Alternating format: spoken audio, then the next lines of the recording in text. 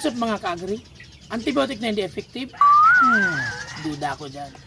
So ayun mga ka-agri, may naririnig kasi ako na ginamot ko naman yung mga sisiw ko, yung mga alaga kong manok, pero hindi gumaling. So ayun, lahat po ng antibiotic na ginagawa ng mga company ng gamot sa manok ay effective po yan. Ano ba ang dahilan kung bakit halimbawa gumamit po tayo ng Primoxil powder na merong amoxicillin, tylosin at paracetamol? So ito po, trusted ko at proven ko na effective ito sa mga sisiw.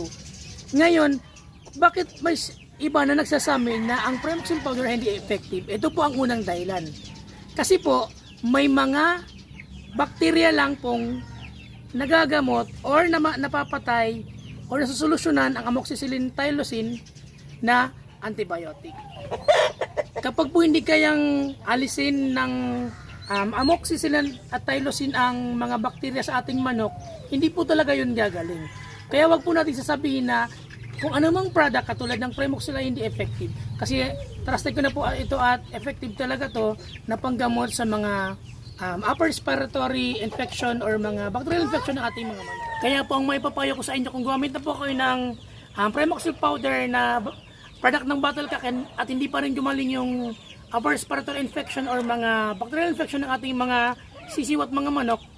So ito po ang isang solusyon. Gumamit po tayo ng Doximol.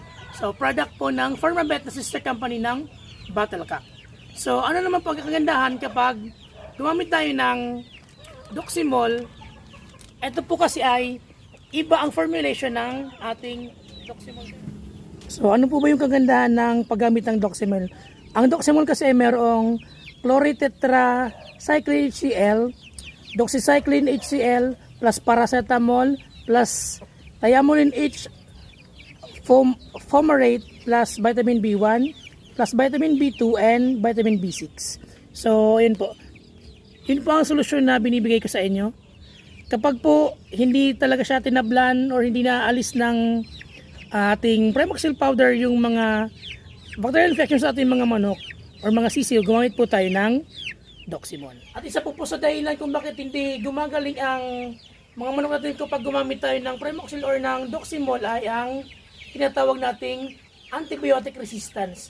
So, paano ba nagkakaroon ng antibiotic resistance ang mga bakterya na dumadapo sa ating mga manok? Sa pamamagitan po yun ng maling paggamit natin ng mga antibiotic. So paano po nagiging mali ang paggamit ng antibiotic? Bawat produkto kasi ng antibiotic, meron po yang instruction kung paano siya gagamitin o may nakalagay kung ang paraan ng paggamit. So dapat po natin yung sundin para hindi magkaroon ng antibiotic resistance ang mga bakterya na dumadapo sa ating mga manok. Ano pong mangyayari kapag nagkaroon or nakabuild up ng antibiotic resistance ang ating mga manok? Hindi na po sila gagaling. Kung halimbawa, mali ang paggamit natin ng Primoxil powder, mali ang pagbigay natin, sa sunod po gamit tayo ng Primoxil powder sa kanila, hindi na po sila gagaling at hindi na maalis ng Primoxil powder ang mga bakterya na nasa ating mga manok dahil nga nagkaroon na sila ng tinatawag na antibiotic resistance. So, kaya yun po, dapat tama ang paggamit natin at sundin natin ang paraan kung paano ang pagbibigay sa ating mga manok. So, yun lamang po, gumamit tayo ng Battlecock. Dahil sa Battlecock, lagi kang lamang. At gumamit tayo ng Pharmabet, alagang angat, alagang tapat. Farming.